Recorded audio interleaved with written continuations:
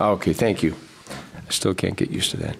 All right, I'll call the regular meeting of the Village Beach Park Village Board to order and ask the clerk to please call the roll. Trustee Gus. Here. Trustee Jensen. Here. Trustee Miller. Here. Trustee Otterson. Here. Trustee Siddick. Here. Trustee Wells is absent. Attorney Frollo. Here. Mayor Hooker. Here. And Clerk McDonald is present. All right, would you all rise and join me in the Pledge of Allegiance? More than that. I pledge allegiance to the flag of the United States of America and to the republic for which it stands, one nation, under God, indivisible, with liberty and justice for all. Cough, cough.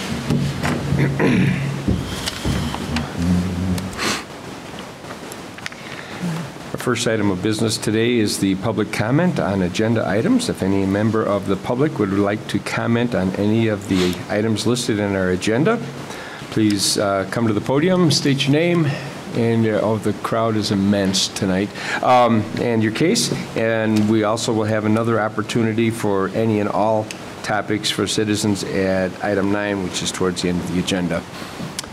No one coming, so we will move on to the consent agenda. The consent agenda tonight includes the following. Approval of the Village Board regular meeting minutes from November 11th. Bills presented for payment in the amount of $597,282.58. The Public Safety, Finance, Community Development reports from October of 21. The Community Development report from November of 21. We have a resolution, number 35, establishing regular meeting dates for the Village Board and committees for the village. And we have resolution number 36, which is establishing the holiday schedule and the 2022 calendar year, for the calendar year Beach Park. We have ordinance 26, which is ordinance levying taxes for special service area number 6. Which is the Heatherstone subdivision SSA for the 2021 tax year. And we have a series of ordinances, number 27 through 31, which are all similar in nature, levying special service tax for all taxable property within special service area number 9, number 10, number 11, number 12, and number 14. These are all special service areas for water extensions that are existing and in place.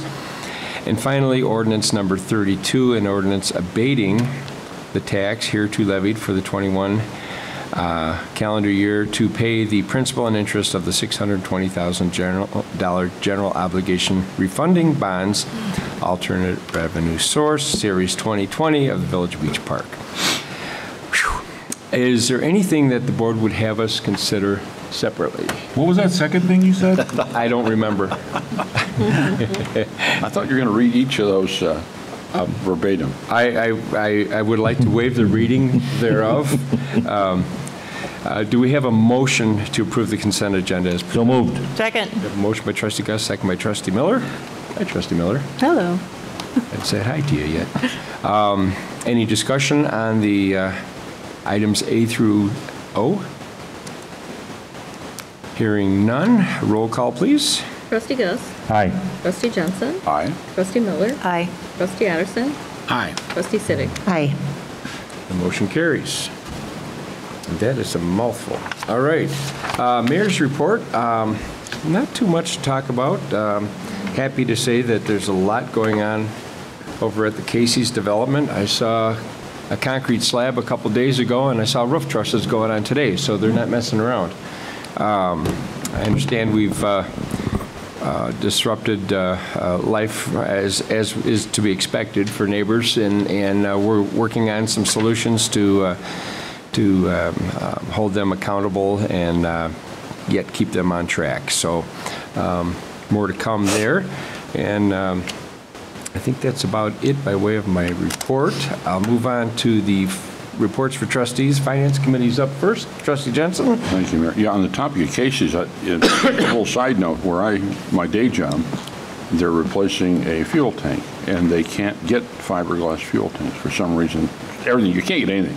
Happily, toilet paper still in stock. Yep. But you can't get anything. And so they had to buy more expensive composite steel fiberglass tanks in order to stay on schedule. So I wonder if the lifetime of those is similar, or? I don't know. Strange world we live in. Yes. So my report, a couple of items. I'll do the most important one last. We will not have a December meeting. I hope you're not all disappointed. We really don't have much of an agenda, so we're foregoing the December 15th meeting. Our next scheduled meeting will be January 26th, 6 p.m. And another item, which is not really related, but I just thought I'd make a point of mentioning, yesterday was Pearl Harbor Day, or 2 days ago was Pearl Harbor Day, 80th anniversary. Hard to believe. John was just a little pup then. 80, yeah. No. Thank you. But it's remarkable how doesn't seem like, my father-in-law was a participant in a lot of that, and it seems like he's not that far removed. 80 years, that's a long time. Yep. And there aren't too many of those veterans left. So the agenda item I have is to recognize the fact that our finance department, Peggy and staff, have once again, 12th time in a row now, received the Government Finance Officer Association, GFOA, Distinguished Budget Presentation Award. Are we going to have to buy another cabinet? Or just get a sticker for that? That's good. And this has to do with the quality of the finance report that is generated every year. It's legible. It meets all the standards, documentation standards that are required to receive that award. And so we can be proud of the fact that we have a professionally run finance department. Kudos. Definitely. Indeed. Yeah. And there's a nice picture of the certificate here. And that's all I have. Right. Very good. Boy, normally this time of the year we'd be talking about festivities and frivolities and senior luncheons and all kinds of stuff. Richard, have you got anything for Parks and Recreation? I'll bust your bubble tonight. I don't have anything, Your Honor. Oh, boy. We got to get past Eventually, we got to, yes, definitely. I'm all for it. Yep. All right. Trustee Wells is not here, but we do have one item for Planning, Building, and Zoning Committee. Staff want to handle that, or? Sure, Mr. President. Ordinance 2133 is an ordinance amending the Beach Park Village Code for a couple of issues. One is regarding gravel parking areas. It clarifies the requirements on maintenance of gravel parking. You can't expand the gravel parking. You can only maintain what is existing. There was also one part of the code that allowed gravel parking and is being removed from the code as part of this ordinance. And the other change to the code is adding a specific requirement to the fact that residents need to maintain the parkways in front of their house. So it has been the practice in the past that that's done. It's been the expectation, but this ordinance will clarify that to specifically state that that needs to be done by residents, that they maintain the right-of-way in front of their properties. Okay. Do we have a motion to approve ordinance number 33? So moved. We have a motion by Trustee Miller, second by Trustee Gus. Discussion. I just have a question. Sure. Who normally would take care of those areas in front? I mean, I think that the residents were usually pretty good about, mowing those areas and such. Yeah, that's correct. It's just the fact that the code didn't have anything explicitly stating that it was their responsibility to do it. So we're just adding that as to clarify that expectation and make sure it's in the code. It's been done in the past and it's been the practice, but not explicitly stated. Right.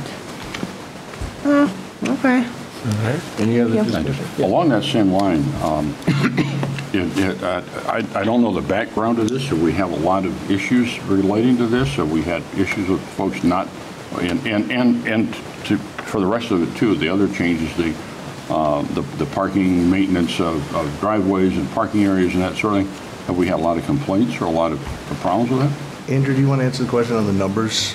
You're probably better equipped for that. I appreciate you taking the mask off. It's so hard to understand what people do. Sure, we do have complaints from time to time. Usually it's in response to a citation. We either issued a warning or a formal citation, and somebody will ask to point to the specific section of the code that requires it.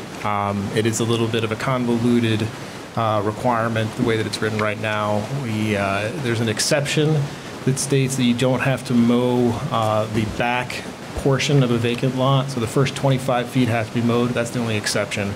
So since the right-of-way, the parkway area is not part of that exception, we've been using that to enforce the maintenance of the right-of-way in front of the property. So we do get it from time to time. It's not a terribly frequent thing, but it is confusing.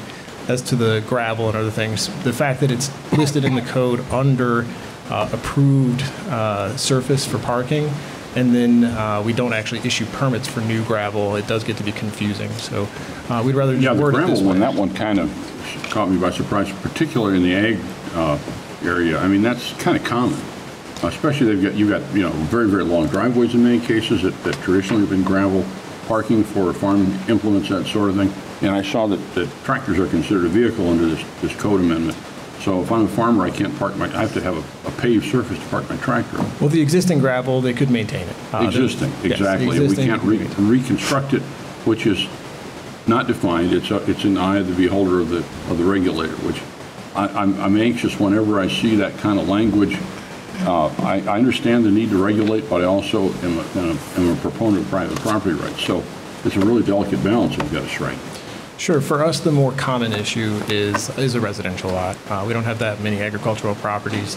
The determination as to what's considered regular maintenance might be a little bit more lenient when somebody has a 200-foot-long gravel driveway and an agricultural property. But the majority of these questions are coming up on residential lots. Yeah, I mean, one size doesn't fit all. I was really surprised that ag was included in that. I would have thought that would be accepted.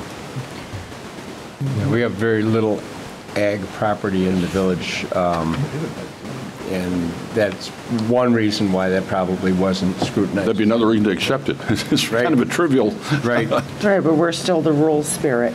Yeah, yep. So, all right. Any other discussion on what's before us? I'll tell you, I would like to see this amended to remove ag from these restrictions. Mr. I don't have- President, if the zoning code already requires all parking surfaces to be paved. There's no exception for anything. But this is specific for ag. No, it's specific for the entire, it's removing a redundant requirement from the code, but our zoning code currently requires any newly constructed parking area to be paved. And there's no exception for ag in the zoning code for parking areas. We have varied this requirement one time that I can think of where we had a tractor collector of steam tractors with steel wheels. And he made a compelling argument that, he needed access to get them out of his shop area and onto a gravel area to load it onto a trailer, and so there was an accommodation made. The problem with one size fits all is one size doesn't fit everything, but that's why we have the variance process in place. And 99.9% of what Andrew's dealing with, I know to be residential driveways. And I have no problem with that. Yeah. I understand that. Well, I think we have 2 ag parcels in the village. Am I correct about that? Or is it just one? There are a few that are zoned ag that are below the minimum standard, the lot For the size use. requirement. Yeah. Correct. So it's minimal at best, and in that sense. But I think, I don't know how to deal with it since it's already in the zoning ordinance, unless we were to take it out of the zoning ordinance as well. Then we got to pay for another. I know. Yep. Hearing and Yeah, be careful what you ask for. What about the properties that have been grandfathered for all these years that have been agricultural in the past that were switched to residential? How would Well, that? anybody that has a gravel area now, whether it be driveway or parking area, can maintain them. That doesn't change. It's the extension or reconstruction or... Expansion. Yeah, Yes. expansion of the driveway. And I did note that. We have large commercial parcels right now that are gravel. And there's no requirement for them to change that unless they do something dramatic with the property, so, Yeah, the language here is significant maintenance as determined by the building official. yeah. Yeah. And there's some argument to be made for gravel in that it is a permeable surface, whereas once you put asphalt or concrete, it's no longer permeable. Correct. Correct. And what's really wrong with gravel? Just the tracking and the dust, primarily. That's why the zoning ordinance, back when the zoning ordinance was written, that was a question that came up frequently, was the requirement for a dust-free, hard surface. Is that's close to the language anyway. And what that actually meant. Could that be compacted asphalt grindings? And so there's, get into all the definitions and what they mean and all of that. So there's no intention that I'm aware of to do anything to change. This is, as I understand it, an attempt to clarify what's already in place. To clarify what we interpret in practice, we frequently have people point to this section of the code and say, you list it as an approved surface. They want to get a new permit for it. We do not issue permits for new gravel.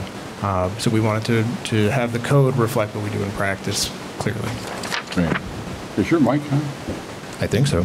Okay, now I hear you now, yeah. I'll get close. I got to get my ears fixed.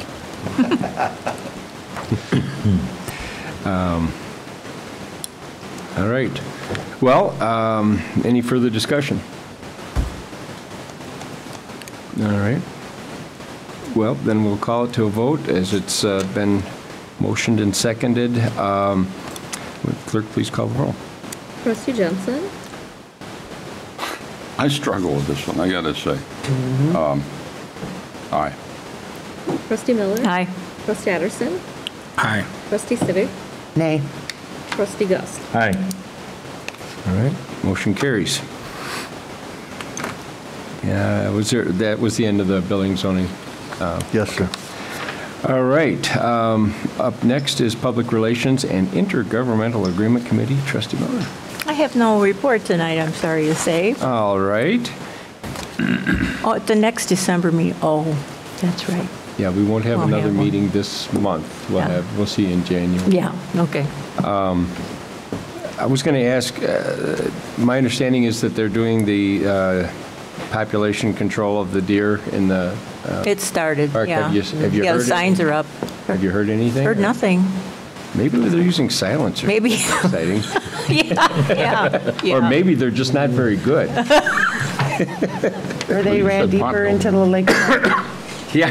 When you said population control, my mind went completely different place here. That's why I slipped. deer I was and- thinking the Who. And today, Yeah. there's nothing that would surprise me. Yep. All right, we'll move on to Public Safety Committee. Trustee Siddick? Thank you. Does the sheriff's office have anything for us? We're not. Okay, fire department? Okay, thank you. I would just like to get an update on the middle school incident. Everything seemed to be okay there?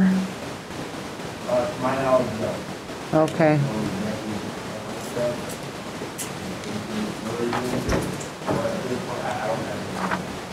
Okay. Yeah, it And sounded like they nipped that in the bud pretty quick. pretty quickly, Yep. yes. Well, if you're going to put a video out on TikTok, it's Right, pretty much the end of your anonymity, so, right. Yeah, I haven't heard anything. yeah, I think yeah. we're all sort of, yeah. our detective was going to look at it. Yeah. Okay, perfect. And was there not an incident that happened on Sheridan Road?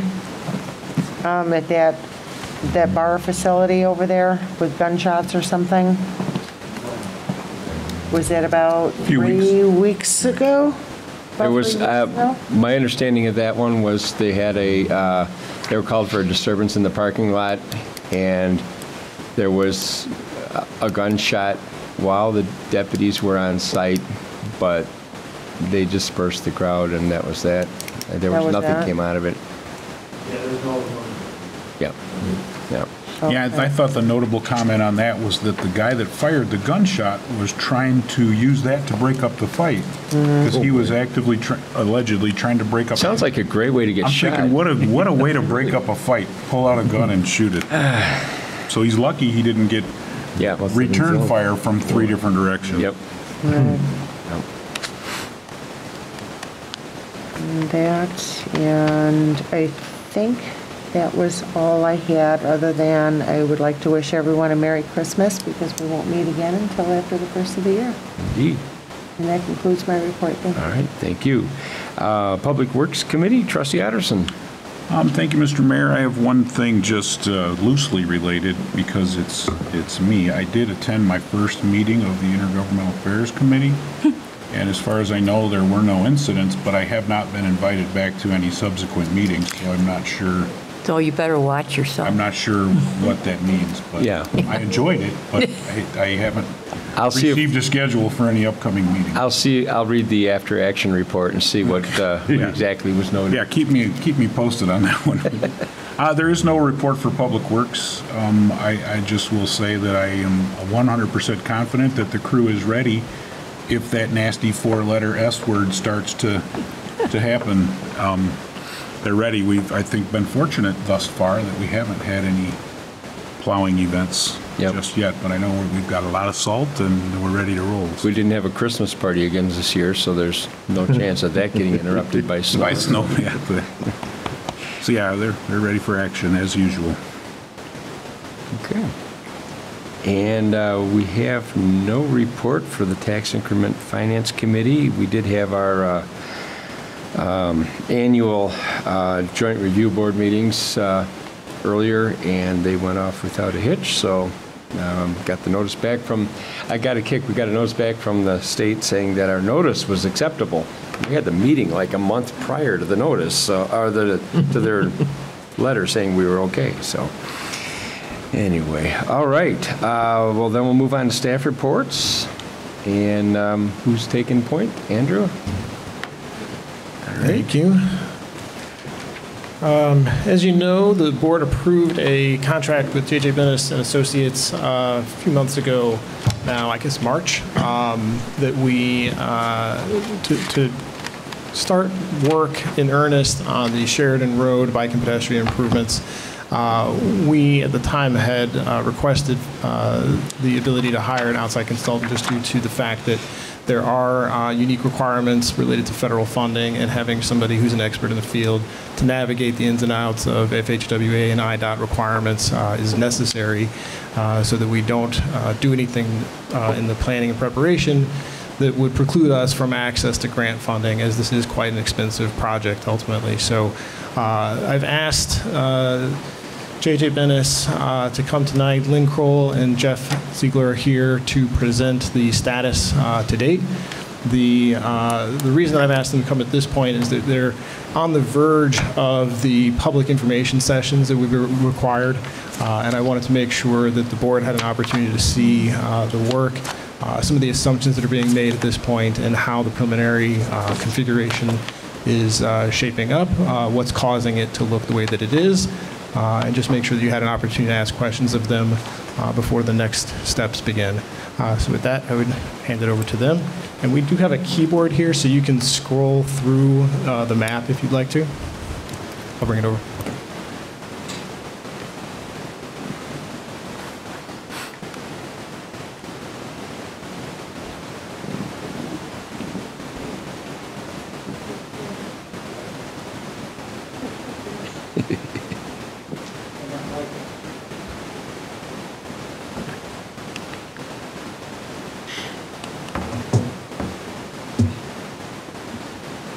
Good evening, Mayor, Board of Trustees.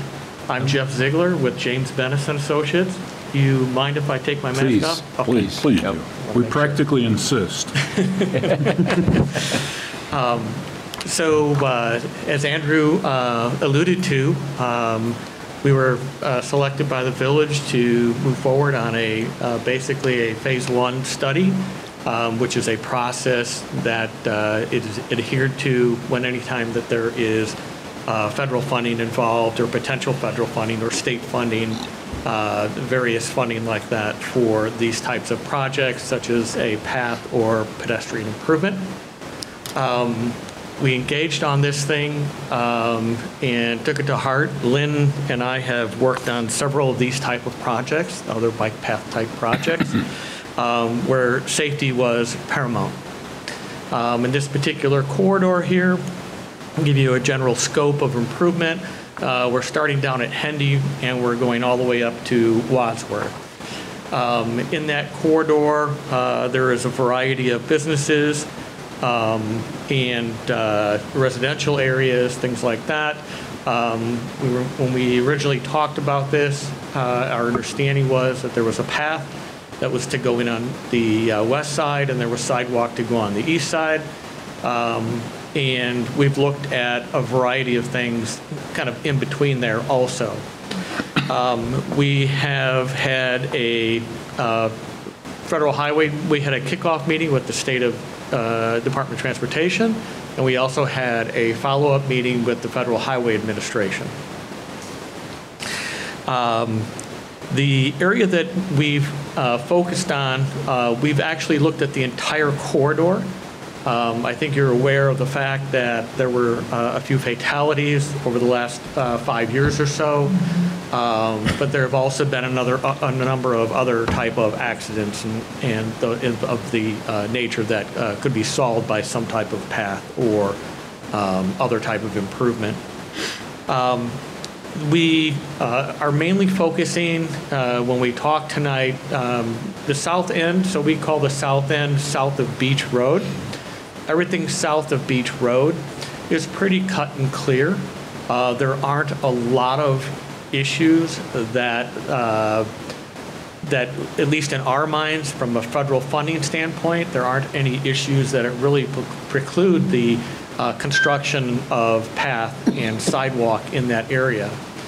The area that we're paying more attention to, at least lately, after we went through the entire analysis basically, was the area that is north of Beach Road.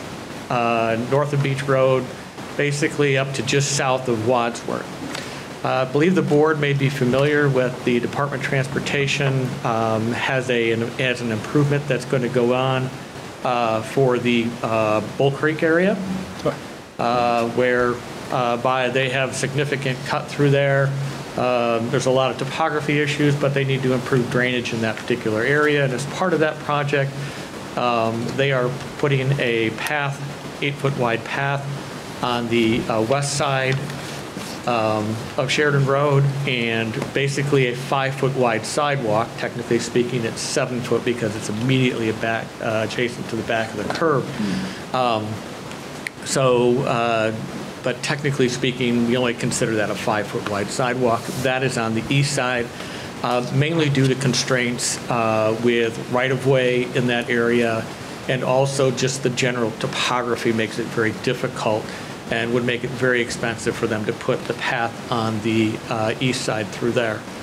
Having said all this, Lynn is going to focus on this area. We can also talk about the areas to the south. We have no issues with that.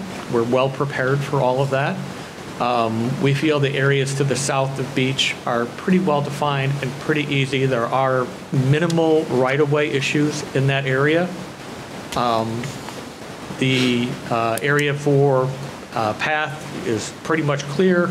No really significant impacts to properties or anything like that. So I'm going to let Lynn then go through some of our project overview, talk about schedule, things like that, and go through our schedule, where we're at, what we've done, how far along we are, and then in the end, we'll answer questions and things like that. I guess I'm going to be in charge of scrolling the map along. As Lynn's talking, you'll be able to see exactly what we're talking about. And then if there are questions, by all means, feel free to chime in and we'll go from there. So thank you. Good evening. My name is Lynn Kroll, and I'm with James Bennis & Associates. Thank you for having us tonight. It's a pleasure to meet all of you. As far as the tasks that have been completed to date, we have completed the the data collection in coordination with utility companies and with the local agencies. As Jeff has said, we have had our IDOT kickoff meeting and our Federal Highway Administration kickoff meeting to set the design standards for the project going forward. We have also completed we did complete the mid-block crossing design, which was asked by the village, and I will get into more detail with that going forward as I talk about the design. We have done the preliminary right-of-way evaluation with the preliminary alignment of the path and the sidewalk, and we have also completed the wetland delineation report, which the wetland is on the west side of Sheridan Road within the middle of the project. So that being said, after our FHWA meeting, IDOT has advised that we should look at a design approval date of October of next year, which that would be the end of our phase 1 study. So that is the goal we are setting right now, and that would be when phase 2 would then begin after that. So that is the schedule. We're on number 4 now as we go into design issues, and I'm going to talk about the items on the agenda. But Jeff, are you there? Okay. I'm going to start tonight just out of the box here. As we got into reviewing the area and the preferred alternates for the path, we did identify there are 2 properties north of Beach Road that are currently within the IDOT right-of-way, and they are using, there is parking as well as access parking. I guess the first one we could start with is Emily's Restaurant, Jeff. I'm sorry. I apologize. It's a rather long file. Due to the aerial file, it's a big file. So which properties are they? The first one is Emily's Restaurant, and the second one, Emily's has the parking adjacent to Sheridan Road. The parking is actually in the right-of-way. And then the second property is Sheeta's Hair Salon. We will show you when Jeff gets to it, but the right-of-way line, I know there's parking right up into the building there, and the parking spaces are, the end of the parking space is right up to the right-of-way line, so essentially the IDOT right-of-way is being used as the access to get to those parking spots. So as we look at placing the path through there, it does impact both of those properties. So if I could interject, they're both on sheet 11 of your packet, if you have the paper version of it. Thank you, Andrew. Thank you. They're not numbered. Here's your number.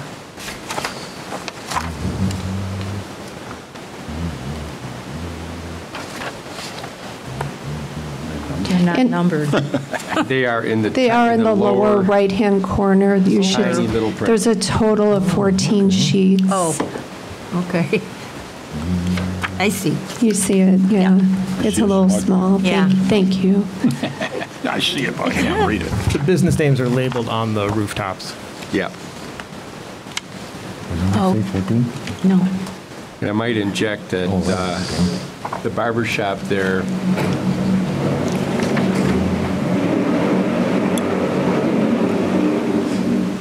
the barber shop predated the widening of Sheridan Road that was done probably back in the early 70s. And we have that legacy problem in several locations where, you know, you look at it and say, why would anybody build a building so close to the right-of-way? Well, the reality is their property line used to be out in the middle of the road. It was a two-lane road back then. So that's some of the issues, but you're right, that creates a significant challenge. And as I go forward, there it is, there's Emily's. Thank you, Jeff. As I go forward, as Jeff said, we have been looking we've been looking at alternates. I know the main business district is north of Beach Road. So we've been looking at, do we put the path through there on the west side or the east side? And I know the North Shore Trail Connectivity plan report does show placing the path on the east side from Beach to just north of Talmadge, and we'll get into that. But we looked at what would be the best alignment through this section from Beach to north to Talmadge. So the first thing we found, okay, there's Emily's Pancake House, and can you see the red line on there is the right-of-way line. So whether we put a sidewalk or a path, it's right through that eastern strip of parking stalls.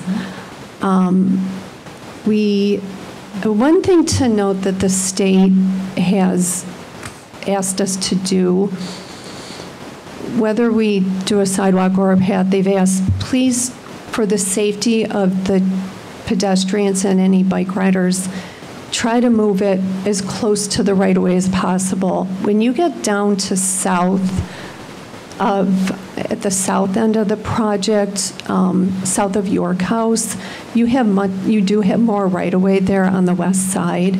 So there is more opportunity to move the path further away. What we are showing here on these exhibits is a standard 10-foot path with a 5-foot separation from the face of curb. That is the standard design criteria. So as you look there, that's one issue with, unfortunately, with Emily's Pancake House. Jeff, do you have anything to add to that? Or? We could keep going. We could go then north to Sheeta's. That's the other property. The Cherry Coin Laundry, as you could see, is fine. Sheeta's, it doesn't show up real great on here, the striping for the parking that is right outside of the building, but it does go right to the state right-of-way line. So if a path was put in there, you can see that the access to those parking spaces is now, the path is in that access lane, area that's being used to access those. So that's would be two somewhat majorly impacted businesses, whether you do a sidewalk or a path. Yes, please do. One thing. So in this particular case, what you're looking at here is the minimum standard of a 5-foot wide, we call it parkway, or area of separation from the face of the curb to the first yellow line. And then you see this 10-foot wide path inside here, which is the federal standard. And then what you have is a 2-foot shoulder beyond that that's required by the federal standard. So you have basically 4.5 feet back of the curb and a 10-foot wide path, and then there'll be another 2 feet of green space beyond that to meet the federal standard. The federal standards do allow for us to ask for an exception.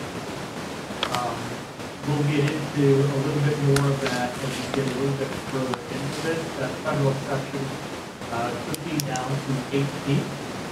But we were advised by the state when we initially went in there to meet with them at the kickoff meeting that they were going to require us to design to federal standards of 10 feet. So we have the 10-foot path, which would be the worst case given those standards that are shown on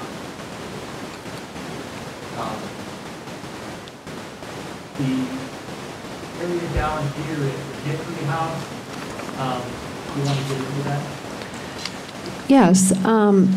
As we looked at the west side path, we evaluated the properties that if we did a west side path north of Beach and a east side sidewalk, we looked at, well, how many properties would need right-of-way?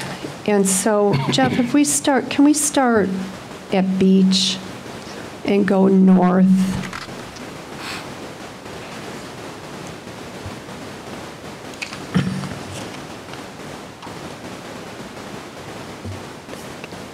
We'll start at we're going to look on the west side first. So here's our path. We'll start at the Citgo and the car wash at the northwest corner. We would be petitioning to the FHWA in the state for a design exception right here. As you could see, that property has the iron fence right along the right-of-way line, and there's no way you're going to move that fence. Right there, you got about 7.5 feet through there, and Jeff and I believe that would be a very good case for a design exception through there to get the path through there, through that property. As you go, oh, sure, yes. I have a question. Can you go back to Beach Road there a little bit? Why is the state right-of-way on the south side of Beach Road further to the west?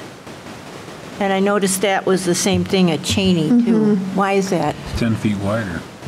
So it's variable because at different times when developments have either come or gone into development and applied to the state for access, things like that, the state will then require the developer, depending on its needs, to donate additional property.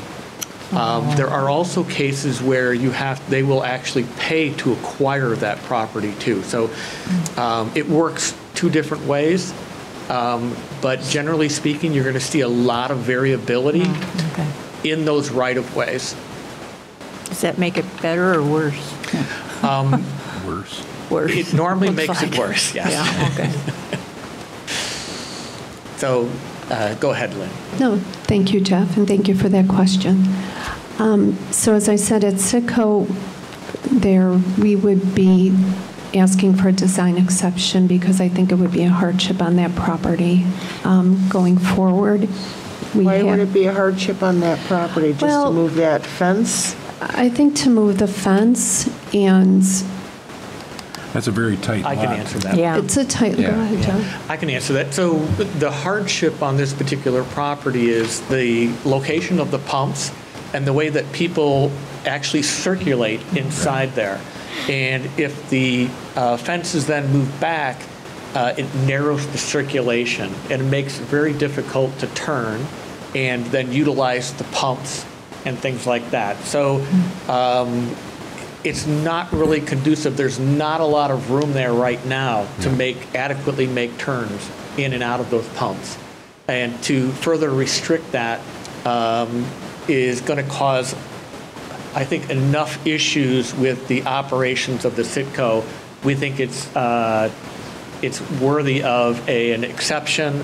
And also, in addition to that, you can't see it on this drawing, but right at the corner of Beach and Sheridan, right in this area here that I'm pointing to, there is a traffic control signal box, Right. Further restricting the access inside there. So when you look at that in totality, it's actually a good case for an exception. Yeah, when that gas station was built, they had to alter their sign because their sign blocked more of the view. The traffic control boxes blocked a significant amount of the view, Yep. and then adding the sign blocked it even more. So we made them, remember, we removed like 8 courses of bricks so you could actually see between the base and the sign. And it's still a little tricky. It's, yeah. Sure. So the traffic control boxes are already a problem right there for a sight line. So even if the property owner would be willing to move that fence back, there's not enough room in there for them to conduct business I don't with think- gas pumps yeah. and such? I mean, I drive a truck and it's hard to turn into those stations Yeah, the way it is. make it dangerous, I think. Yeah. right. On the south side of Beach there, I see the path disappears. Is that? So there on the already. south side of the beach, actually, That's existing. there is existing path through here. That was done, I believe, Andrew, in 2018. It's hard to see on this aerial, but is We've that correct? actually, it's actually shown inside there. It's really difficult. to And then see. the same on the east side. Exactly. That reflects the fact that we already have something in place. there. Right. Yes. Yeah, remember, we had to acquire additional easement. We had to move their fence and buy a few sheds just to get enough. Well, no, I understand. I assume that's incorporated into the plan. It's just there, so it's not marked on the. We only included the proposed improvements. Got It's it. hard to see on here. We do outline it, I believe, in black on You the see plan. really faint on the drawing. It's hard if you to look see at on the it. aerial background, but Right, and the that mouse is pointing to that area now. and that path is an 8-foot path that the village put in with the Beach Park intersection. Got it. Okay. So as we go forward, so now going forward here with the next north property, we are looking at, to put in a 10-foot path, we're looking at obtaining an additional 5 feet of permanent easement. And that's what's called out there. So the next property is vacant.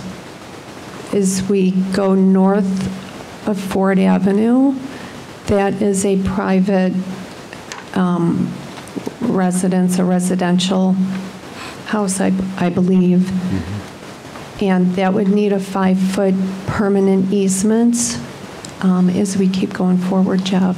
Now, the property, Sure. I'm sorry, the property directly north of the gas station, it looks like your overlay for the yellow box for the path is in their private property. It is, Past. we would need a 5-foot permanent, to put that 10-foot path in there, we would need to obtain 5 feet of permanent easement or right-of-way. Okay. That's correct, sir. That's owned by the gas station. Yes. Oh, is it? Yes. Okay. Right, they own that property. Is your goal to try and keep this path on the west side of Sheridan Road? We are safety proposing to reasons? keep it, and we will get into that, we are proposing that, yes, that to keep it on the west side.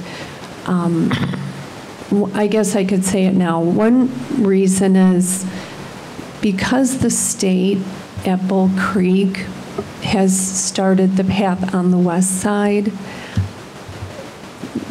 the state and the FHWA like to see continuum through a corridor. But we also have the issue, if we put the path on the east side, we can cross it. You have a signalized intersection at Beach, and that's great. We could cross it over, have it go east. The issue is, where do we go once we get, I'm sorry, what's the street north of Talmadge, Jeff? It's Oak Oak Forest. Forest. this project would end at Oak Forest. The path would stop there. Going north, the state has the sidewalk, but yet if they look kitty corner, the state put they have an 8-foot path, but they have an 8-foot path kitty corner really from Talmadge. There's no way to get the people across there. And one concern we have is that pedestrians would get to Talmadge and then they see, oh, Right. the path is over there. Right. I'm going to take a risk and go there to continue on the path that now goes west, or I mean on the west side that goes north all the way to Wadsworth. There's no way to cross them safely Right. to get over Bull Creek. Yep. That was one of the main So the west side issues. is like the goal. We are suggesting that, and we can show you, we looked at right-of-way and which properties as we go further north. So yes, that's what we're recommending, but we'll get into the east side too. I can tell you about that. So, but south of Beach, west is really the recommended. You have there's more right-of-way south of Beach that that's the way to go. But up here, I know there are business impacts, so we looked at it. And as I said, that I guess that's part of the gas station, so that's a 5-foot right-of-way take that would be needed. As we keep going north. Is there a way to do it on the west and the east side together?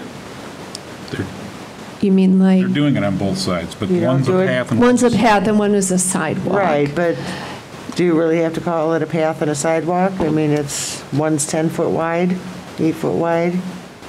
Do you mean put two paths, or No, on the west side. do we have to call it a path, or, I'm sorry, Yeah, I'm just trying to, one's a sidewalk, do you have to, oh, but the sidewalk's only 5 feet. right, in the path you Path consider. is, the state would like 10. I know there's a precedence in this area for 8-foot that you have already put. Federal highway prefers a 10. A path allows bicyclists. Yep. Bicyclists shouldn't really be on the sidewalks. And to your point earlier, the standards, meeting the standards is what keeps us in the good graces of grant dollars and the like, unless we have an exception that we can justify. Yes, Yeah. and we will get into the funding later.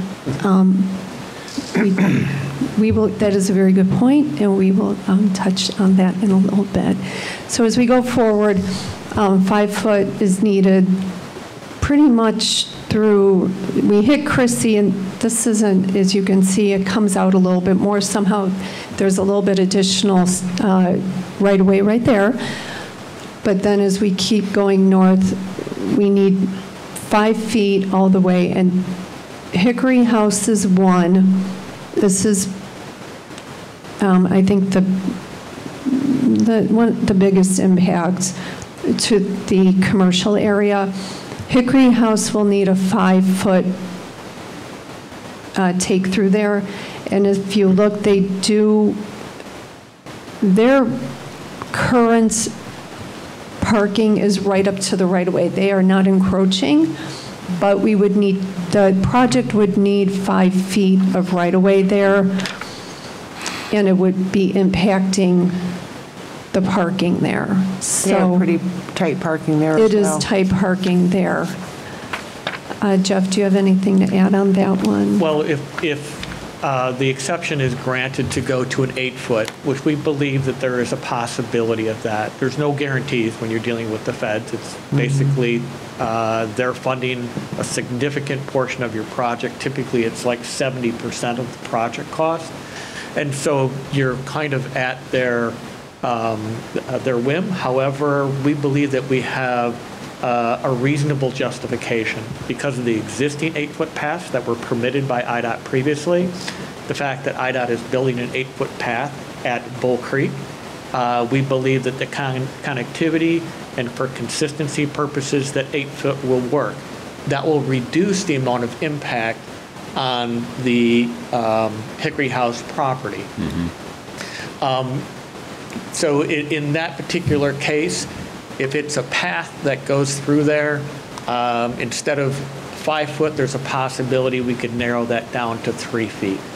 But I agree that anything you take away from there just makes it tighter to maneuver in that particular area. I don't say that it's impossible, but it does make it more difficult. Yeah, I would say that business has a tight parking as well as Anna's Market. Agreed.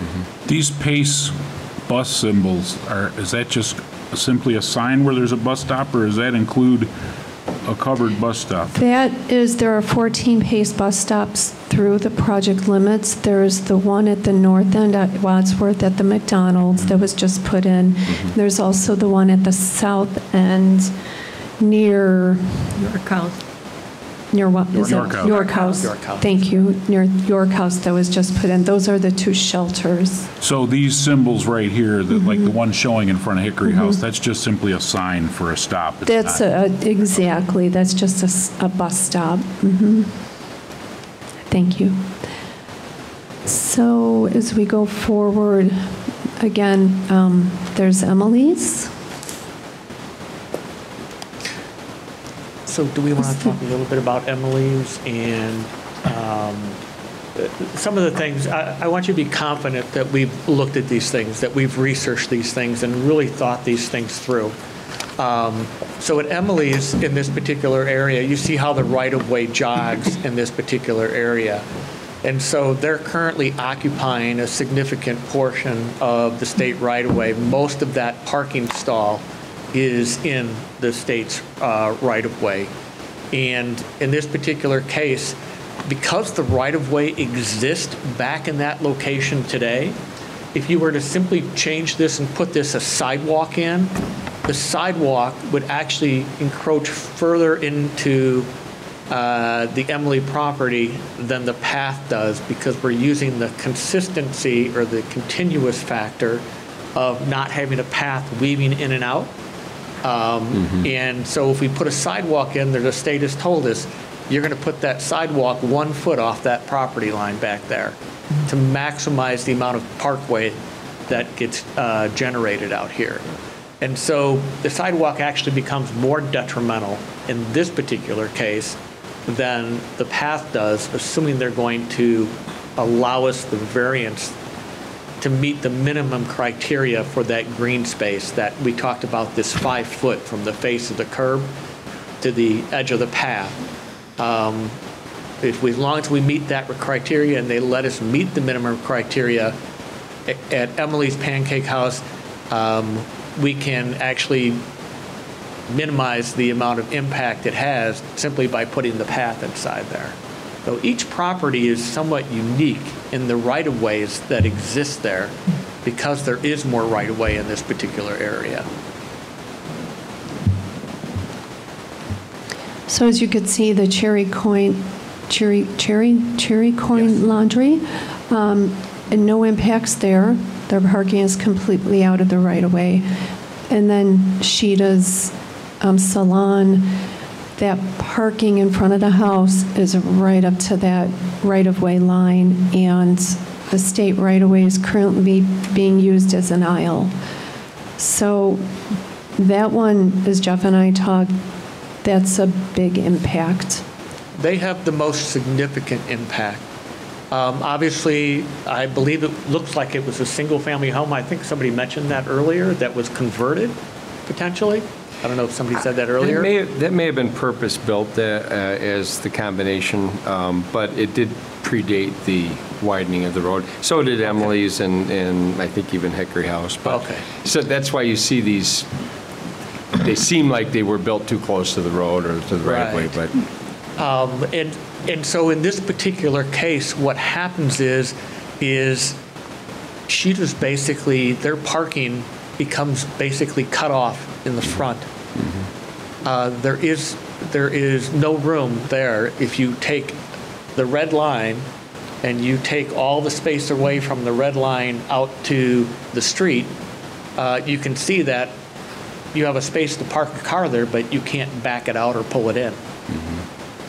So there is a significant impact to Sheeta's. And then if we were at the Talmadge limit there, where we would meet the state project, and then at the on the west side, at the very north end at Wadsworth at the McDonald's, we are proposing a 3-foot, there it is, 3-foot, is it on there, Jeff? Yes, it is. Yes, Permanent there it easement. is, I see it. A 3-foot permanent easement, but there's no impact to parking or anything at McDonald's. Is the shelter impacted by the path? No, we did, thank you for that question. We talked to Pace, and the path could go in the front of it. I don't think it's going to be any impact. Is the American Inn going to be impacted by this? The American Inn is, It's in the state's project. that's in the state project, correct? Right. The state That's why project they goes hit all the way to either side. Talmadge? The state project goes all the way south to Talmadge?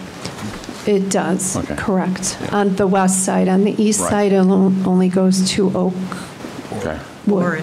yeah. Yes, thank you. And didn't we make Casey's put a sidewalk in? Yep. There's a sidewalk on both sides. Right, okay. Sheridan and one. Right. And I thought we did for that restaurant guy too, didn't we? That Mexican restaurant, that deli guy?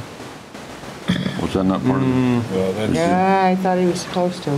I don't know that we had. On Sheridan, he is landscape required to dedicate the easement as needed by the outcome of this. Yeah, Yeah, I don't Is this thing going to impact the small parking he's already got? sure looks like it. How could it not? That's the one you have labeled vacant, a little bit south of there on the east side, labeled vacant right now. It's a Next to Lee's proposed Family Daycare. Mexican deli. Oh, there you go, that guy right there. This parcel right here. Yeah. Yep. That's a current business, or? No. No, okay, thank you. Just got approved to His site plan did actually anticipate something very similar to this, and the PUD did require the dedication of that permanent easement if needed. So they weren't counting on that path for parking, That's correct. or the sidewalk, yep. Okay. But they were not required to do an improvement per se because we are in the works of, yeah. Okay. It's showing a green dotted line through there which says permanent easement. Yes, Yes. through there, that's with the sidewalk. Do you want to start at the south end, or we could start up here and just keep going south? We can start up here and go south. Yeah, that's fine. So starting from the north now, meeting the IDOT project at Oak Forest, we have the vacant restaurant there. We would need through there, then you have Lee's Family Daycare to the south. Now, this is for a 5-foot sidewalk. One of the things Jeff and I encountered is through the east side, there are many ComEd utility poles. So throughout the east sidewalk alignment, we have proposed a separation of about 2 feet from those poles so they all don't have to be relocated. So in this area, there would need to be a 10-foot permanent easement through both of those properties. And there is parking there. I know at the vacant north one, there is parking there along Sheridan Road, which would be impacted. And at the Lee's Family Daycare, there's parallel parking there, I believe, that will be impacted.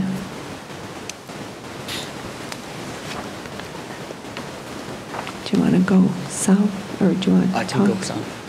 If there's any questions, please. I wanna What were you reiterate- saying, Lynn, about the poles, the utility poles? Throughout the corridor on the east side, that's where all the ComEd utility poles are.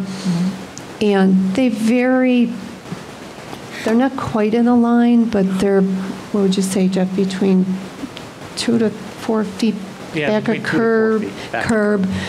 So we determined that the sidewalk would need to be, 2 feet away. I think it's about 7.5 feet on average from the back of curb. Right. And then you have a 5-foot sidewalk. So we didn't want to impact those poles to move them all because that's a really big job. But how do you do that? How would you? How do you keep from impacting the poles? What do you do with the sidewalk? Oh, we just moved it further So to the the sidewalk east. won't be They're taking straight? more property. It's, Sidewalk the would- the sidewalk is pretty straight. Right, the but- sidewalk is actually very straight. Oh, The poles stagger a little bit, depending on where you're at, but pretty much in a straight line. And so what we've done is looked at that alignment and said, okay, we need to provide a sidewalk, but we need to provide some reasonable buffer between the pole and the sidewalk. So if a child is riding a bike, we don't want them hitting their handlebar on a pole or something like Nice. that. And so. But you said people aren't allowed to ride bikes on the sidewalk, so Well- it could never happen. Right? You just put up a sign. Absolutely. Until we turn and our parents aren't there. Or a roller skater puts his hands out. Right. And so we've looked at those lines. Those are some pretty significant lines. They all look like they're high voltage lines. I don't know how familiar you are with those, but they run in like 12,000 volts. They're or higher in that particular vicinity. And to relocate a facility like that is significant. It's, I don't want to say cost prohibitive, probably cost as much as this project would to relocate all of those poles. We just paid $3,500 to put a light on every one of those. Yeah. So, and so in this particular case, that's what we looked at. Alignment of poles and where could we put a sidewalk in there? The alignment needs to be reasonably straight. The state is not going to allow us to, meander in and out. If it was maybe a local project, you'd probably get away with that, but not with the I see. the federal funds. Okay. So going further south, we have, this is where we come into Beach Manufactured Home Community. And again, here we would need that 10-foot permanent easement for the sidewalk.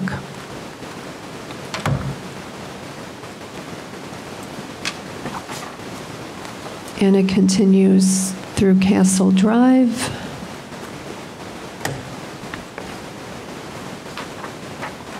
So you just said a 10-foot permanent easement, but if it's a 5-foot sidewalk, is that necessary? Well, you have the separation distance from, So if the pole is sitting 3 feet back, Okay. 2 to 3 feet back, plus then the distance between there. So let's say it's 5 foot now, and then you've got another 5 foot. So you're basically in the realm of 10 feet inside there. Yeah, we tried to minimize that. and I think that this is where the existing path is. Yes, this is where they That was put in 2018. And there we're back at Beach.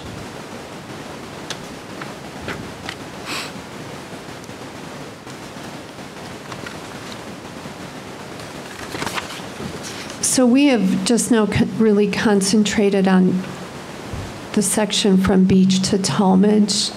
Would you like us to go through the south section as well, north from Hendy?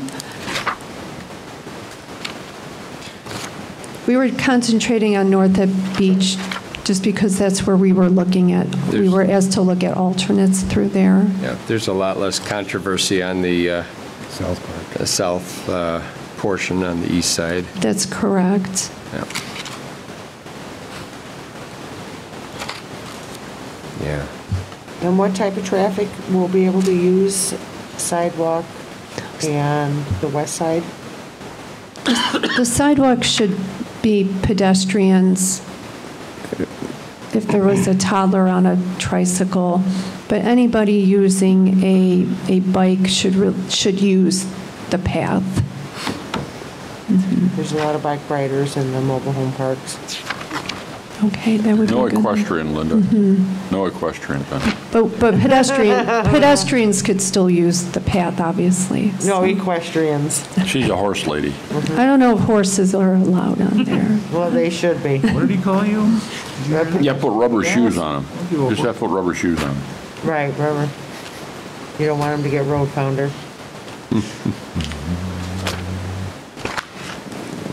I understand the horse thing. My wife had horse for quite a number of years. Very good, I like your wife. They can ride in that green strip between the curb and the sidewalk. Perfect. Just dodge those poles, you know. Just got to watch out for those poles. So one thing we also did on the exhibit is we looked at the east alternate. You will see north of Beach. Oh, Jeff, you're south now. Killing me. I'm sorry. We drew in a dashed line. That would be the east edge of a path, a 10-foot path on the east side. Just to show you the additional impact on the east side that a 10-foot path would result in. And really, regarding the commercial properties, it would be the Lee's Daycare and the adjacent commercial property to the north that would have even further impacts on the parking there if you put a path in there. And that, I think that would really impact their parking there if you did put the 10-foot path there. But once again, we are recommending that the path be aligned on the west side completely through the project limits for consistency all the way to Wadsworth.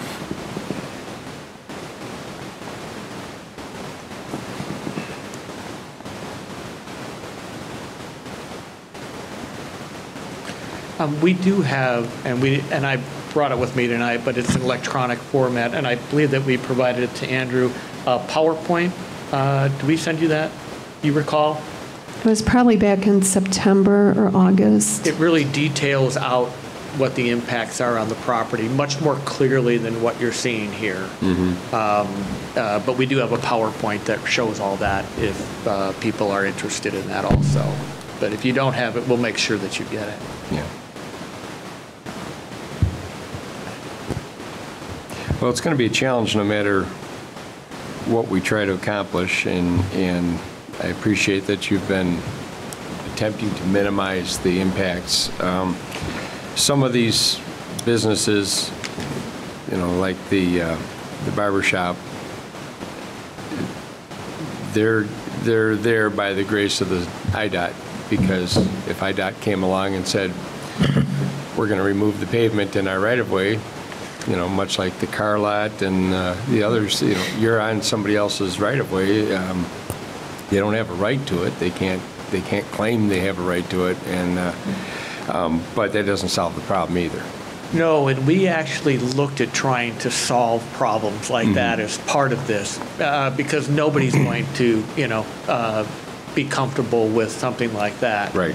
And so, you know, we looked at, for instance, the barbershop area and stuff like that.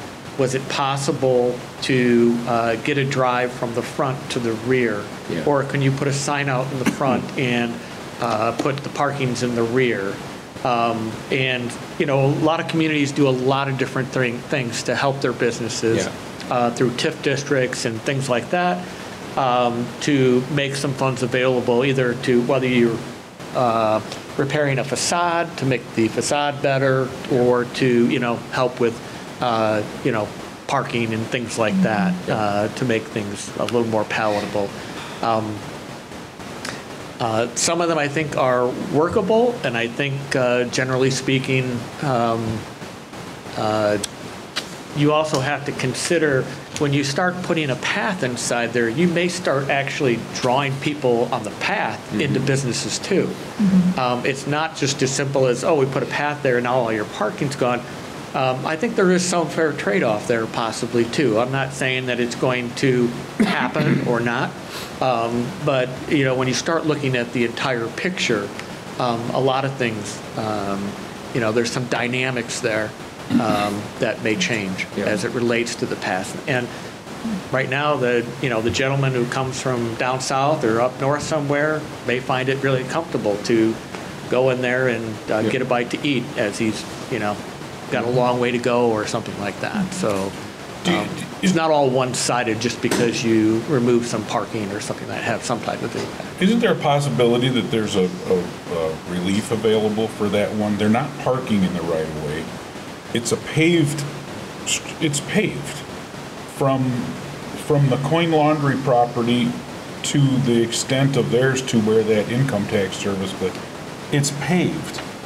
There's no obstacles. You could just ride your bike, continue in there. Why do we have to cut out a 10-foot? You say there's some areas where there's relief or whatever. A small business like that is the one that's going to be impacted the most. Correct. To me, it seems silly that they wouldn't just give, it's paved. Your bike isn't going to feel anything different.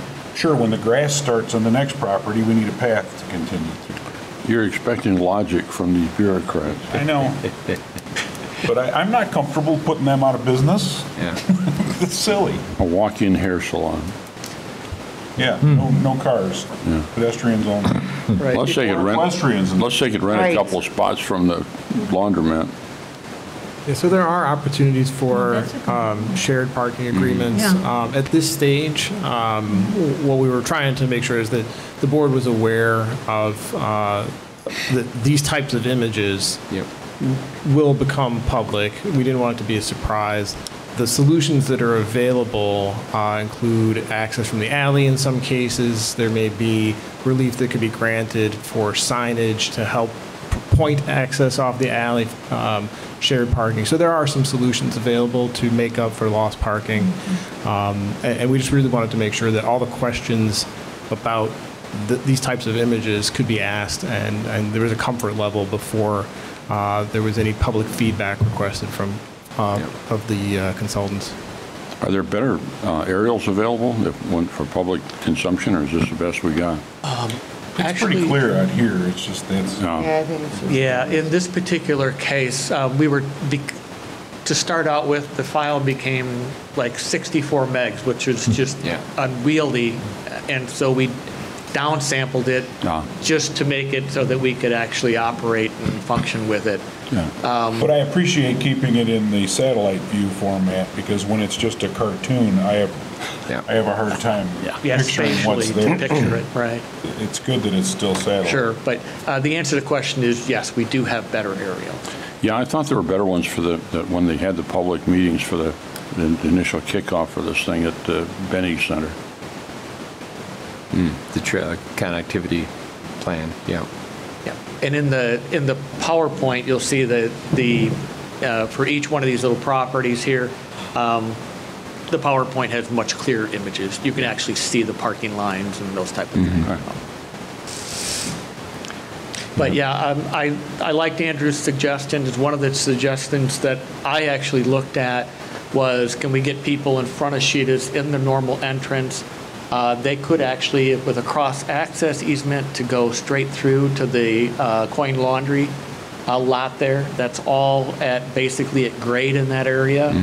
There's nothing that really prevents them. I think as you get closer to the building, to the front of Sheeta's in that area, there are some obstacles inside there. I don't know if it's a guardrail or something like that, a fence. But otherwise, you could traverse that area and make your way through. So you could theoretically pull into Sheeta's still. You may be able to have one or two parallel stalls inside there, or a cross-access easement and have an agreement with potentially some parking along the coin laundry area, something like that. So there's opportunities to try and work Well, that's things just out. grass in front of the tax guy, too, and they might be able to make a deal with him. Absolutely. And he's not open, I don't think, all the time. Is that a part residence? Is it? Do we know? Yeah, there is a residential component to the building. That's It's a- what I Yeah, thought. I think there's 2 apartments in there. One for sure, but So, I mean, how is it determined how many parking places they're entitled to anyway if part Right. of the building is? well, and off the alley, I believe that drive goes down to a lower level, like to a basement access, if I remember correctly. I think. I could be wrong. But, yeah. Well, more to come. Obviously, we can't solve it all tonight, but, Well, it gives us a good idea of what you've been doing. yeah. Right. Yeah. Yes. So we're not going to just throw some gravel alongside Sheridan Road? That was, well, see, that's the thing. Here, these guys in their sidewalk, we're killed out there, and we're arguing, we can't do a sidewalk to save their lives unless we can have 10 feet of property or 15 feet of property. We can't just put a simple sidewalk in there. We're getting money for it. That's well, maybe. Yeah. Not all of And them. who maintains those? So while we're talking about funding, Yes. we'll Excellent segue. cover that topic, if I may. So the funding that was applied for previously was ITEP funding. ITEP funding is through the state. That state funding is available for sidewalks and paths. When we start looking at other type of funding, so you've got some CMAQ funding, which is congestion and air quality funding that comes out of an organization called CMAP, M-A-P, Chicago Metropolitan Agency for Planning. And you've also got TAP, T-A-P, which is Transportation Alternative Program. And those 2 funding sources will do paths. They are not very big on sidewalks. The best option for this project is ITEP funding. It's a matter of reapplying. ITEP funding is, you probably know this already, there's a point system that goes along with it, as there are in most cases. Once the phase 1 gets approved, your point score will go up. The value in this thing, because it's actually part of the, what was it called, the Lakeshore The Lakeshore Connectivity Trail Connectivity Plan. Plan. There's a lot of factors inside there that will start increasing the point value of this, and the village will probably have better success on the next attempt at these ITEP funds. Unfortunately, and there are also some things that, another thing that we spoke about, so we spoke to Mike Clemens. I don't know if you know Mike Clemens. He's the planning liaison for Lake County. Planning liaison is basically the coordinator of all the federal fund projects and stuff like that in the Lake County area. And so we had a conversation with Mike, discuss funding. You also have to remember that there may be other funding opportunities that are coming through with the federal government passing this infrastructure bill. I think we talked about another 25 or so programs that may be coming out where monies may be available to fund a project like this. Obviously they all have their little criteria and things like that. We can look at those funding opportunities and select the ones, and you can apply for more than one. There's no penalty for applying for more than one funding source. So. And while you're on topic of funding, let's play devil's advocate here and say some of this or most of this doesn't come to pass. Is this plan that you're developing adaptable to Plan B, Plan C? If we don't get enough money to build both, can we take one of them out and go forward with that? Worst case, it's a do-it-yourself project. Then it's an issue of obtaining the permission from the state to put a simple sidewalk to get people from. Right now, they're walking the damn road, especially when there's snow out there and it's dark and in the middle of the road. Exactly. Right. So funding is always a possibility. Local funding is always a possibility. it's, the hardest one to swallow because it's a significant impact to your budget. There are like I said, all these other opportunities that are going to be out there. The opportunities don't start, you can start with the path and the sidewalk. You can scale that back and say, we want to do just the path today and the sidewalk tomorrow. You can say, we just want to do the sidewalk today and the path tomorrow. That part of it is a board actionable item where you elect to say, this is what we're going to do based What upon I'm suggesting is that you keep that in mind as you go forward so that we can adapt as the funding becomes available or doesn't. That's all. So that we don't have to go back to you guys and pay again to redesign. We can snap in or snap out components. Right. So this is a phase 1 study. The phase 1 study basically looks at all of the issues, so a variety of issues, environmental issues. There's a lot of things in the background that most boards don't see. So you've got environmental concerns, you've got historical concerns. Indian artifacts. I didn't see that in there. Exactly. So all of those things are part of this study, and they're kind of going on in the background. What, cultural? Biological.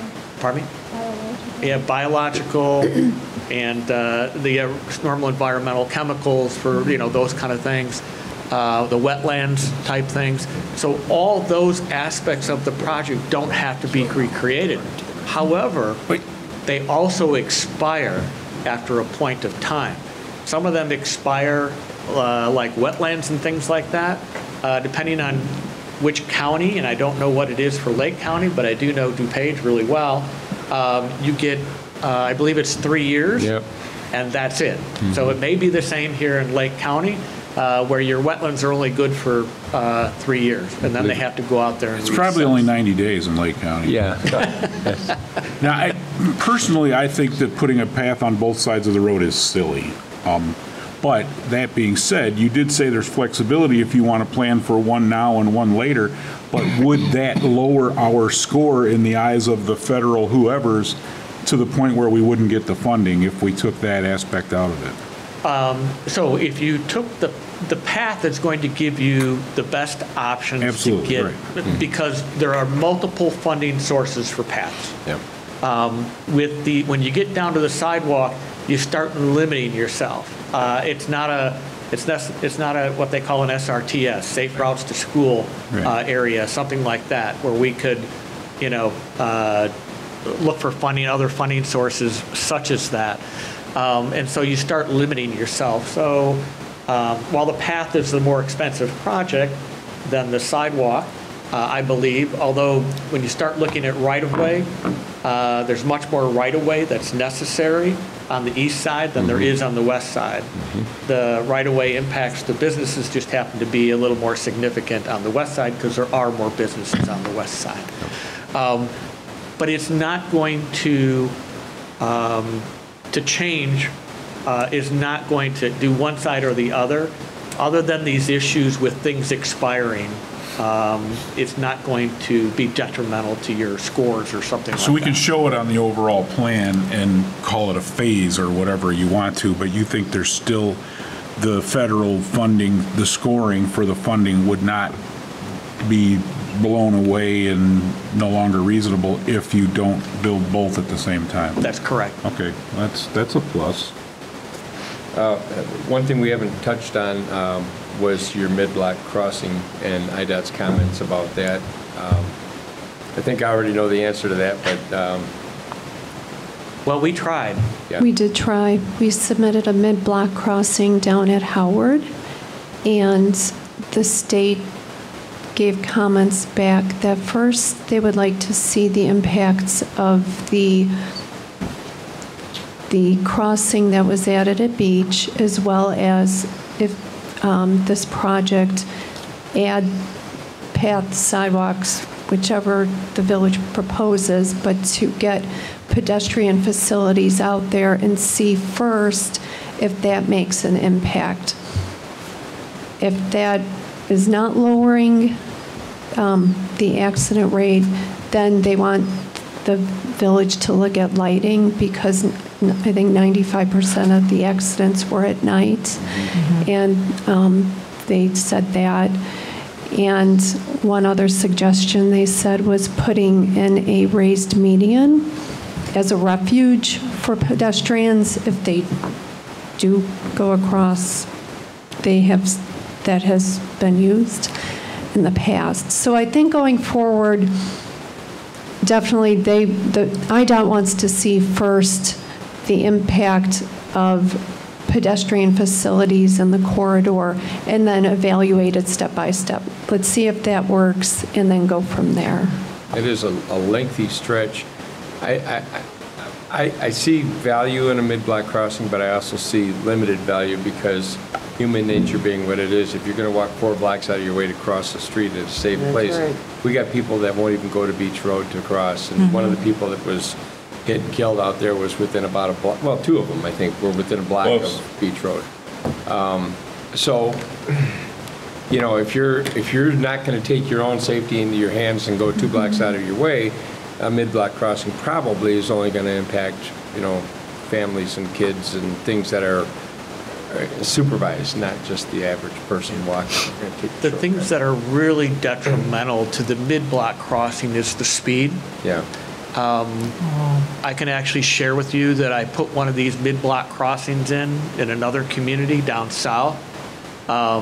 Basically the same thing. We didn't have the opportunity to put in a median in the middle where they kind of a refuge where you could get halfway out there. But you've got 2 lanes of traffic in each direction. And I can share with you the police chief's thought about after we installed that. Everybody initially wanted it. And after we installed it, the police chief said, I don't know that this was a good idea.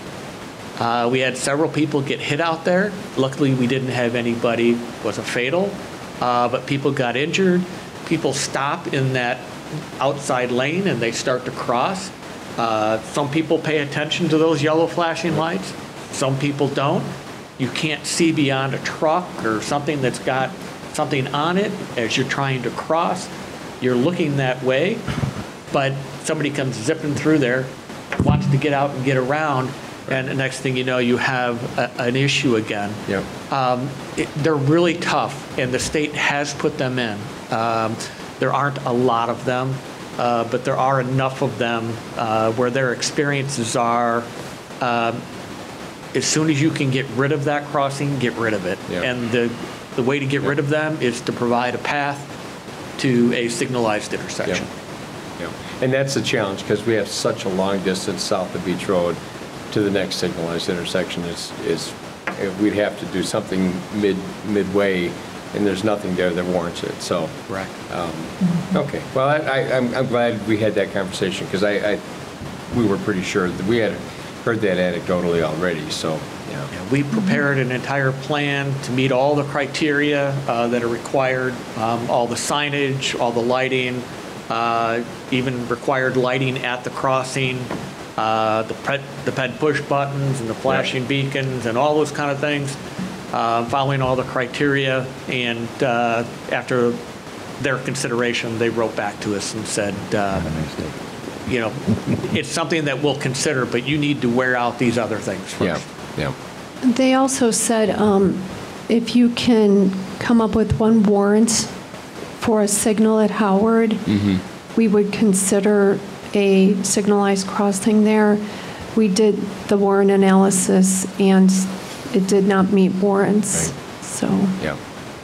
Yeah, we can't get one out at the intersection of County Highway, a subdivision with 4,500 people living in it.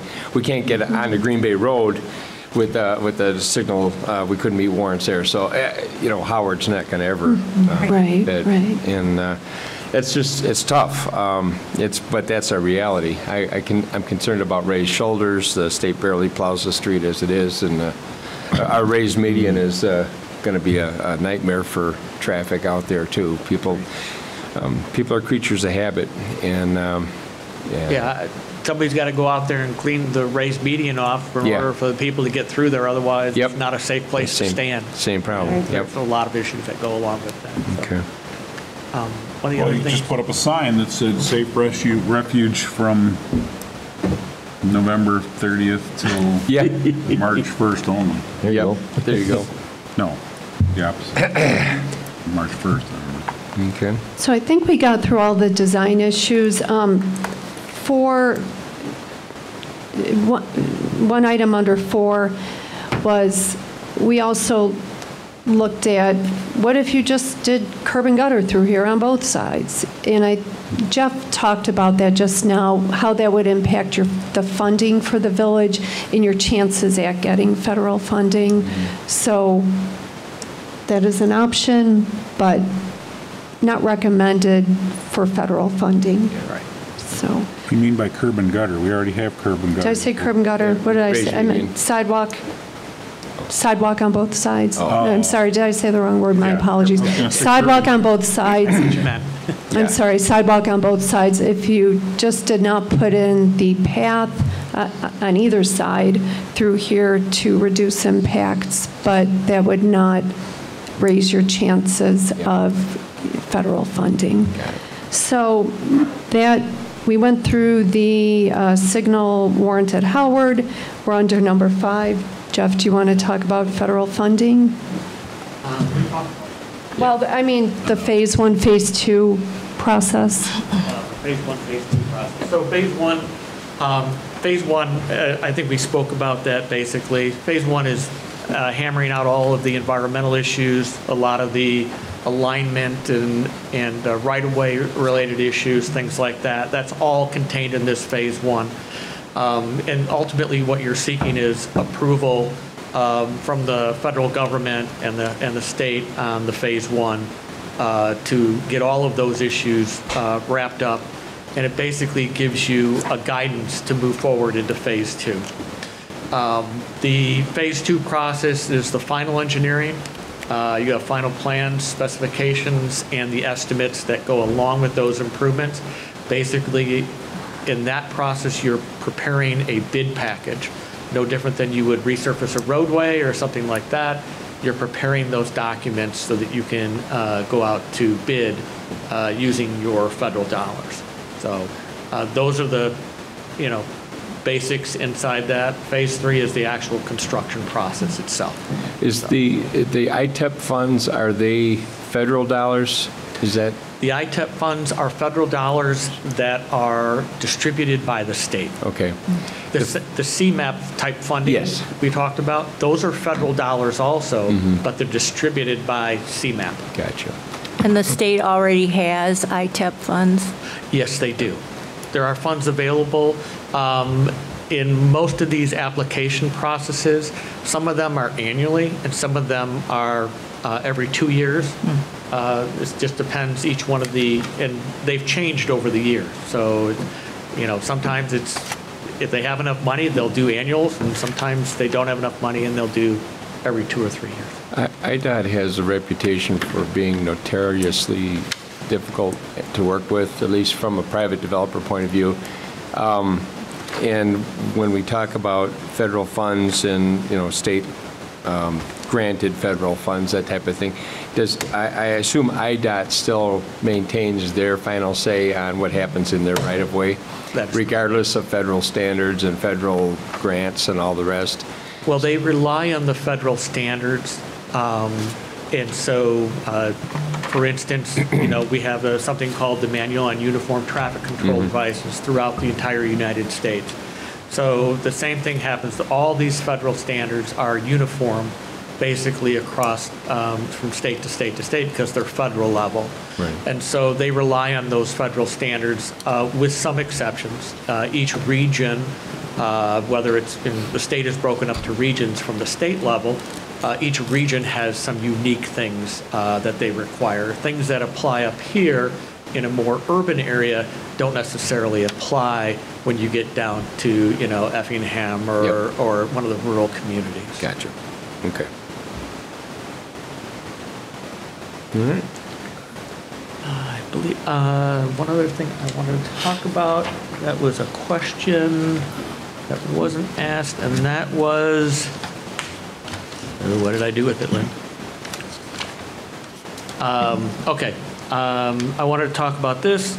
So there were a couple things that came up as part of the Federal Highway Administration meeting that happened at that meeting. They requested us to do, and one of the things that I spoke to Andrew about was, are there any potential and unanticipated costs that are related to this Phase 1 study? One of those things is the location drainage study. When we went into this thing, we were planning on what's called an LDTM, which is a location drainage technical memorandum. Basically, it's a memorandum that discusses how the drainage works. The state has said, no, you're going to have to do a location drainage study. It's a next level type study. That has a potential impact on this project from an engineering perspective, and I want to be upfront about those things. But they own all the drainage facilities in this corridor. They do, but you'd think they'd have a plan somewhere. No. The next thing was, so originally in the plans or the contract, the sidewalk on the east side was stopping at York House, I believe. Was it York House? York House. They said, no, you're going to extend that sidewalk all the way down to Hendy to pick up that residential area that's down at Hendy. So we had some... The sidewalk that you'd have to cross the 4-lane highway to get to from Yes. the Hendy? Yes. Without a mid-block crossing? Correct. Got it. I just wanted to make sure I was hearing you. But that was a requirement of theirs. They said those people need service too. You're going through all this work and getting federal funds for this. You need to look at that section of the roadway and put a sidewalk extension down in that area. So we had to do some extra survey work, things like that, and some planning and down through that area. And the last thing we've got, and none of these are insurmountable issues, was just path location analysis. We spent a considerable amount of time, and I think you've seen that tonight, in analyzing these things and trying to come up with reasonable solutions to these. And so we did spend a little bit of time on this path location analysis. So those are the things that have potential impact cost to the Phase 1 study. Okay. Timeline impacts as well, or just cost impacts? Those are basically cost impacts. The timelines are normally just built in because of the, well, as you said, sometimes the state is notoriously more difficult to work with. We actually were attempting to try and have the state do all of the wetland delineations and things like that, which they do. But they came back to us and said, no, you guys are going to do that. It's going to delay your project if you don't. The earliest they could do it was probably the end of 2022. And so in order to continue to move the project along, we took it upon ourselves to go ahead and engage with a consultant to do all the wetlands work that we needed to do. The other portions of the environmental stuff are all by the state. It's a minimum of 6 months to a year for them to look at environmental related issues. It's just, they've got projects all over the state. There's a limited number of people to do these things, and so they have this very long time frame, and that's what drives most of these dates. Gotcha. The question on the path location analysis isn't part of your basic scope? In terms of the analysis? I mean, I would think that would be part and parcel of the project. It is, but we didn't factor in the consideration of flipping the path from east to west sides. That's where our extra work came in. Got it. Looking at that. So this was time and material, not lump sum bid? No, it was time and material. And that's really not an exorbitant cost either. I mean, it's not like it's a large dollar amount. It's I distinctly remember them offering to donate any additional time. It's the only reason we considered them. I like your humor, though. Check the minutes on that one. So thank you. If there's any other questions, Lynn and I are here to answer them. Please feel free. Yeah, I just have one about the exclusivity of a path only and how walkers and bike riders would mix. And, you know, is that a liability for us somehow? So I wouldn't look at that as a liability for the community. It's in the state right-of-way. They hold all the liability because the facility isn't. So it's going to be built to their standards, and it will be in their right-of-way. So it wouldn't be up to us to prohibit mixing of certain types of traffic on that? No. Okay. We just put up a sign that says, "Don't hit Oh, yes, pedestrians." I forgot the sign. Unless there's tort immunity as well, that applies. So unless we're found to be willful and wanton in the design, there's protection from liability. Okay. There's immunity. And who's in charge of maintenance? It's a very good question. Generally speaking, Sidewalk keeping. if you build it, you maintain it. Yeah. You own it. You build it, you own it. Yep, you build it, you maintain it. So they're permitting you to build a facility in their right-of-way, Yeah. then you're required. Much like the paths that we've already built in Yep. the state right away. Correct. Yeah. Yeah, and they're bituminous paths. I'm not saying they're cheap and easy and free to maintain. It's just another maintenance item that needs to be done. And then they would be involved in final inspections. Yes. The state would be, Yeah. yes. Oh, absolutely. Yeah, they come by on a bike. That's why I say we do gravel. We just made an ordinance. I didn't. Okay, Gravel. thank you very much. Right, thank Wish you. you all a happy holidays. Yeah, thank you both. Appreciate it. Thank you. Thank Lynn. you. Thank you for all your work. Appreciate it. Appreciate Thank you for coming all this way. Thank you. You too. All right, I have no old business on the agenda for tonight. So under new business, we have a resolution. I believe staff was going to introduce that one.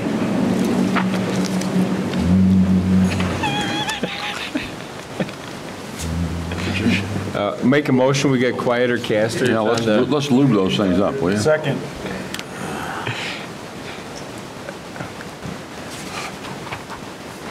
I'm sorry. Go, I didn't hear anything. It was so loud in here. I couldn't hear you. Yeah, did you want to introduce the... Sure. Yes, sir. So what you have here, Attorney Farrell and I, working on the opioid settlement agreement, and, you know, I think it's probably better that Jim take this. He did the lion's share of the work. And Sure. I could summarize it pretty briefly. The resolution before you allows the village to participate or opt into the National Opioid Settlement Fund. There's been national litigation for some time. There is a class action suit out of Ohio that's been settled. There's a fund in the amount of $26 billion that's been created. $21 billion from 3 major national distributors of opioid drugs, $5 billion from Johnson & Johnson. The distributors are going to pay the $21 billion over 18 years. Johnson & Johnson, the $5 billion over 9 years. The states have each been allocated a certain amount of the money. It looks like Illinois is going to get about $800 million from the fund, of which it appears about $750 million will be distributed to local governmental units in Illinois. The intra-state allocation formula has not been finalized. We don't know how much we're going to get, but what we do know is that we have until January 2nd of 2022 to opt in to the settlement, which tonight you would be doing. If you don't opt in by January 2nd, 2022, you will not be allowed to participate. There will be, from our understanding and reading of materials, there will be restrictions on the use of the funds to opioid treatment and prevention services and programs. How that's going to play out at the local level is going to be, we're yet to determine that, but that is what the money is going to be used for. We really don't have a sense of how much. Mark, you did some back of the napkin calculations and it does not appear to be a lot of money. Right. What was the calculation you came up with? I came up with 6,000 and change. Yeah, so. That'll print a brochure. It is just, it's an opportunity to gather some of these funds for, community-based programs that will address opioid treatment and prevention. Free needles, clean needles. Well, and it also They get them may, free at Walgreens. it may create an opportunity for the communities to partner back together through a joint agency like the health department or some other group that would be better suited to. Okay. All right, so this resolution is basically allowing the administrator to execute both agreements in a timely fashion before the deadline, because we do not meet before that deadline. Do we have a motion to approve resolution number 37? So moved. Second. Motion by Addison, second by Miller. Discussion? I got a question for our attorney. I didn't read all the legalese in great detail. Counting on you to read it for me. There's not an opportunity to change, I can tell you that. No. I'm not wordsmithing tonight. But let's assume we approve this resolution. Are we obligated to accept the money if it's offered, $6,000 or $10,000 or whatever, and then what are we going to do with it? We're not going to, for that amount, you're not going to set up a drug program, obviously, in Beach Park. No, I think we would still have an opportunity to not move forward if we chose to do that. Yeah, that's my understanding. Yeah, otherwise, I mean, it's not enough to do anything. And it's like the seed money that now you're committed to spend money going forward to maintain a program that. That's why I would anticipate the health department. I would think that's where, actually, 90% is going to go to Chicago anyway. You know how that works when the state gets their hands on it. Yeah. Right. But like the mayor said, we could donate our portion back to the health department. Yeah, well, and I think they'll probably end up getting, I think we should sue Anheuser-Busch for peddling alcohol to people. And, I mean, the whole philosophy is upside down as far as I'm concerned, but well, the theory of it is what it liability is. against like Johnson & Johnson and even the distributors is that too many opioid scripts have been filled, and there's not enough oversight. Well, now, I get that, but the other side. Think about it, though. Doctors write the scripts. Exactly. You know what I mean? If I have chronic pain and I go to my doc and he writes a prescription and the drugstore fills it and the manufacturer makes it, there's a whole chain there that's responsible. Yep. And there are checks and balances. I know for a fact from personal experience in my family, it's not a simple thing. And so it's the whole idea is upside down. I think we're just grabbing for the cash cow here on these the deepest pockets. Nothing personal, but these class action guys. I don't know. It's interesting because the companies and the distributors agreed to this settlement, which was a huge settlement. Yeah. And the theory of liability seems to be weak when you talk about it. I guess. Well, you just pay more for your J&J Corona vaccine. That's all. That's probably true. Pay anything. Well, No pros and cons. We heard the pros, the cons on this, or? I think none, very frankly. None? Yep. I don't see any.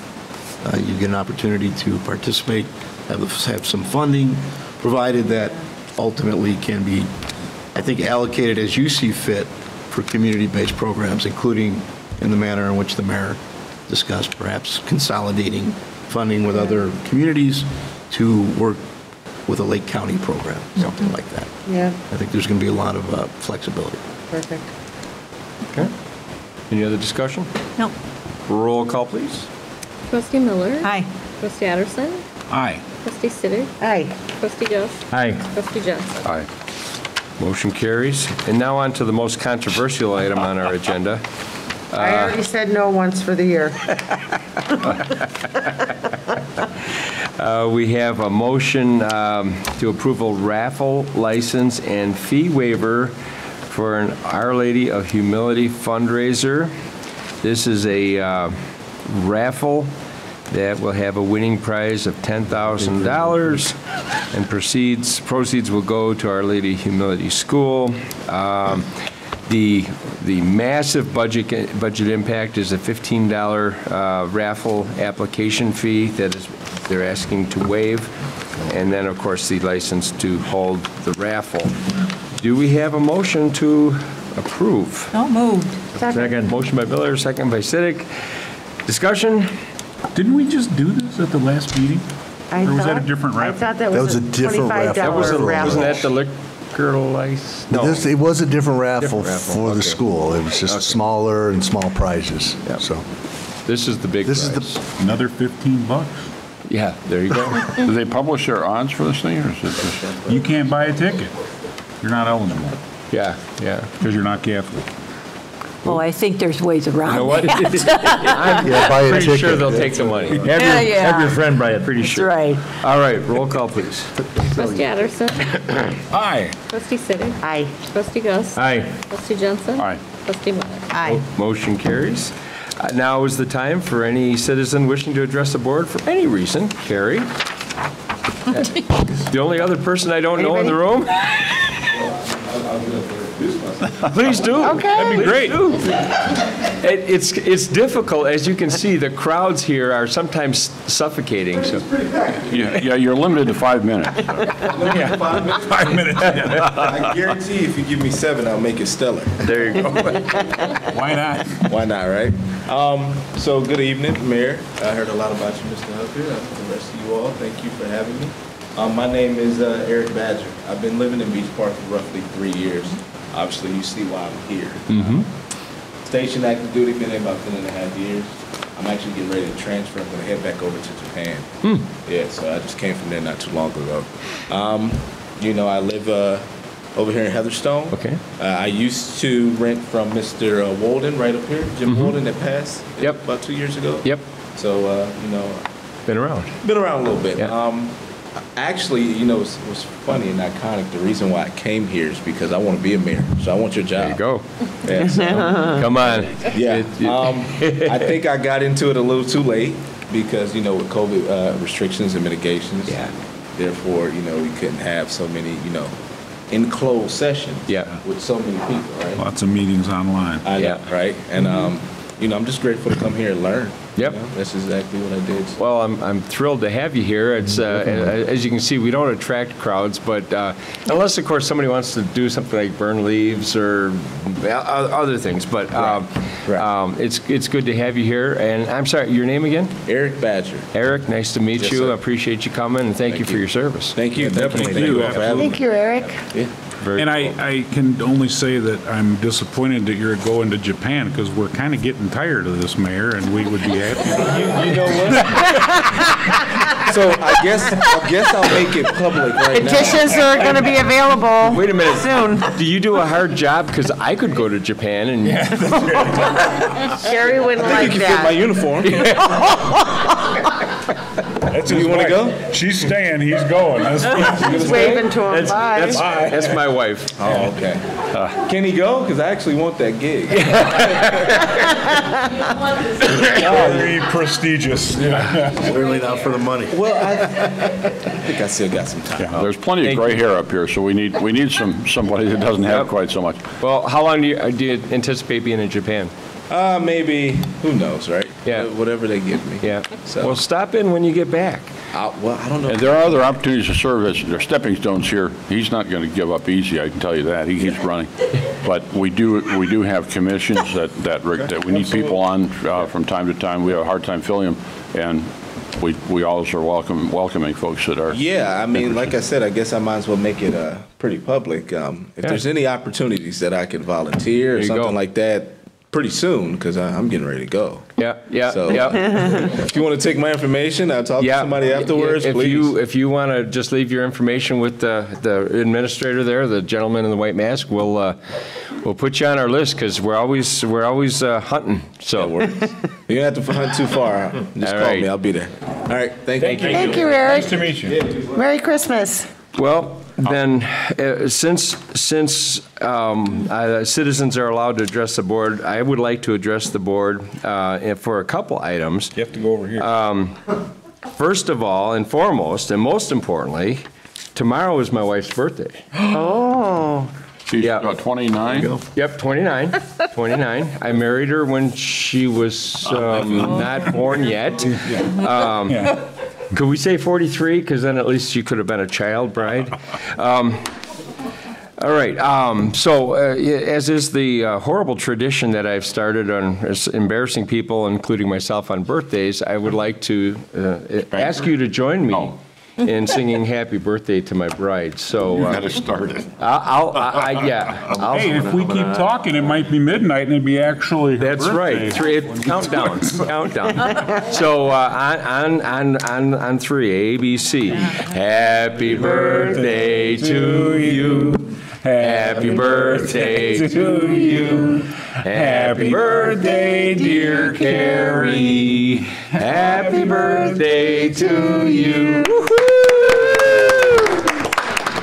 Now, Sing it. in 3 hours, she'll officially be older than me. That's what. I do. She stole me right out of the cradle. All right, so we have no cause for an executive session. Mayor? Yes. Would you accept a motion to adjourn? Yes, on one condition. I meant there was a second item, and that was to wish everyone a Merry Christmas. Merry Christmas. Happy New Year, and we'll see you. And a second I'll by reiterate that Siddick. motion now at this point. Please. Second by Siddick. We have a motion and a second. All in favor? Aye. Aye. We are adjourned. Thank you.